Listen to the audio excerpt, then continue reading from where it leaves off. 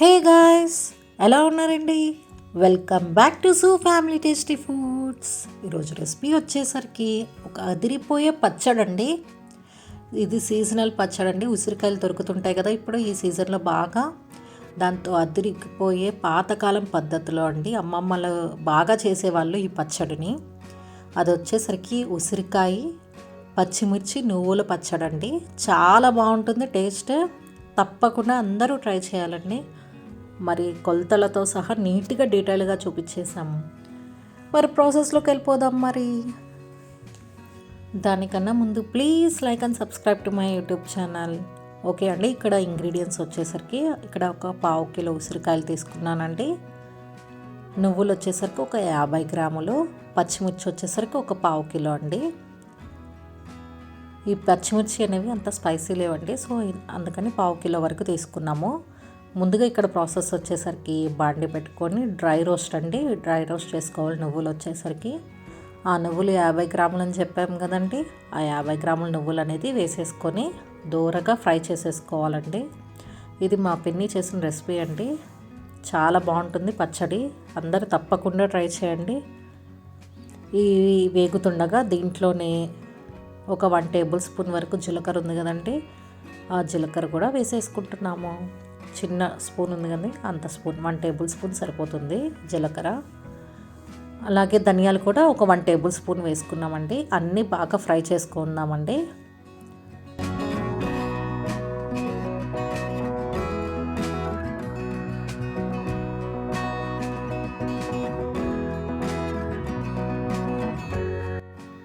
ఈ పచ్చడికి మనం ఆయిల్ అనేది చాలా అంటే చాలా తక్కువ అంటే యూస్ చేసేది కూడా. నిల్వ కూడా చేసుకోవచ్చు. ఒక వారం వరకు మనం ఫ్రిడ్జ్లో పెట్టుకుంటే వారం వరకు ఉంటుందండి. చూడండి, అన్నీ బాగా దూరగా వేగిపోయాయి కదా. ఇప్పుడు స్టవ్ ఆఫ్ చేసేసుకొని దీంట్లోనే 1/2 టేబుల్ స్పూన్ వరకు మెంతిపొడి ఉంది కదండి, ఆ మెంతిపొడి కూడా వేసుకుంటున్నాము. మొత్తం బాగా మిక్స్ చేసేసుకొని ఆ వేడికే ఆ పొడి అనేది ఆ ఫ్లేవర్ వచ్చేస్తుందండి. సో స్టవ్ ఆఫ్ చేసేసుకొని చేసుకోవచ్చు. ఒక 1 టేబుల్ స్పూన్ వరకు ఆవాలు ఉన్నాయి కదండి, ఆవాలు కూడా వేసుకుంటున్నాం. ఆవాలు, మెంతిపిండి మొత్తం బాగా మిక్స్ చేసేసుకోవాలండి. ఆవాలు కూడా వేడికి ఫ్రై అయిపోతాయండి, సరిపోతుంది. చల్లారాక మనం మిక్సీ పట్టుకోవాలండి. ఇప్పుడు సేమ్ ప్యాన్లో మనం 1/2 కిలో ఉసిరికాయలు తీసుకున్నాం కదా, తీసుకొని ఒక 2 గ్లాసుల వరకు వాటర్ అనేది వేసుకొని బాగా ఉడికించుకోవాలండి. ఉసిరికాయలు అనేవి ఉడికిపోవాలి.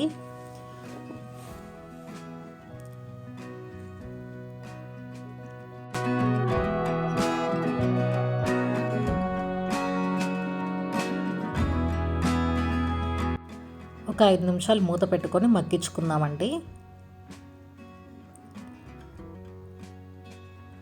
ఒక 5 మినిట్స్ తర్వాత మూత తీసి చెక్ చేసుకుందామండి. చూడండి, ఉసిరికాయలు మొత్తం అనేది నీట్గా ఉడికిపోయాయి. మనం చాక్తో ప్రెస్ చేస్తే నీట్గా బ్రేక్ అవుతుంది, మెత్తగా ఉడికిపోయింది కూడా. అలా చెక్ చేసుకోండి చాక్తో కానీ అట్లా. చూడండి, నువ్వులు, ధనియాలు ఇవన్నీ ఉన్నాయి కదండి, అవన్నీ నీట్గా మిక్సీ పట్టేసుకున్నాం కదా. ఇప్పుడు దీంట్లోనే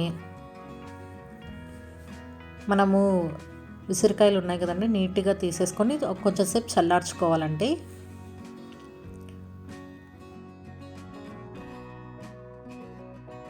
ఇక్కడ మిర్చి చూపిస్తున్నాం కదండి, ఇట్లా పొడుగ్గా మిడిల్లోకి కట్ చేసుకోవాలండి. మీకు వీడియోలో చూపిస్తున్నాం కదా, అలా మిడిల్లోకి కట్ చేసుకొని ఉంచుకోవాలి. ఇవి కారం ఉండవండి, అందుకే ఇన్ని తీసుకున్నాము. ఇక్కడ మిర్చి వచ్చేసరికి ఇవి ఒక 5-6 పచ్చిమిర్చి, ఇవి వచ్చేసరికి 1/2 కిలో మిర్చి ఉన్నాయి కదండి, మిక్సీ పట్టేసుకుందాం. ఆ పొడితో పాటు మిక్సీ వేసేసుకోవాలండి.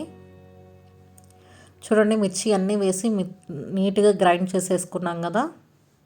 ఇప్పుడు దీంట్లోనే మనం ఉసిరికాయలు ఉన్నాయి కదండి, విత్తనం లేకుండా నీట్గా తీసుకొని మిక్సీలో వేసుకోవాలండి ఉసిరికాయలు కూడా.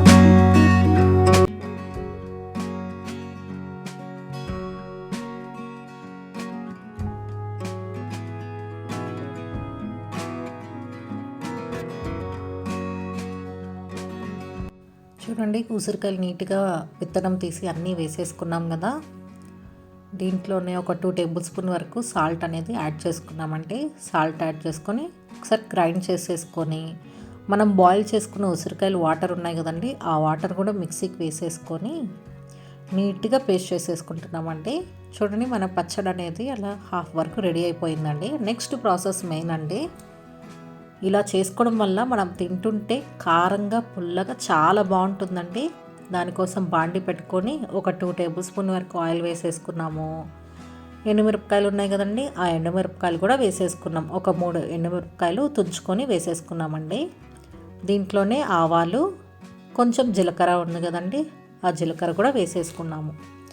అదొక 1 టేబుల్ స్పూన్, ఇదొక 1 టేబుల్ స్పూన్ వరకు వేసేసుకున్నామండి. ఆవాలు జీలకర్ర వేసుకొని నీట్గా ఫ్రై చేసేసుకుందామండి.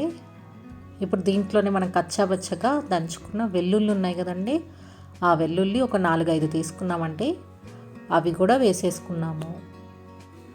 కొన్ని కరివేపాకు రెబ్బలు,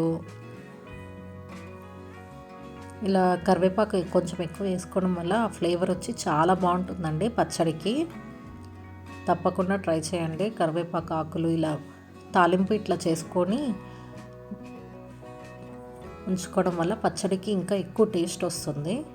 మనం మిడిల్లోకి కట్ చేసుకున్న మిర్చి ఉన్నాయి కదండి, ఆ మిర్చి కూడా వేసుకొని నీట్గా కొంచెం వేగే వరకు ఉంచుకోండి. ఆ మిర్చి కొంచెం వేగాక మనం గ్రైండ్ చేసుకున్న పచ్చడి ఉంది కదండి, ఆ పచ్చడి కూడా వేసేసుకోండి. చూడండి మిర్చి అనేది సగం వేగిపోయింది కదా, నీట్గా దోరగా వేగిపోయింది.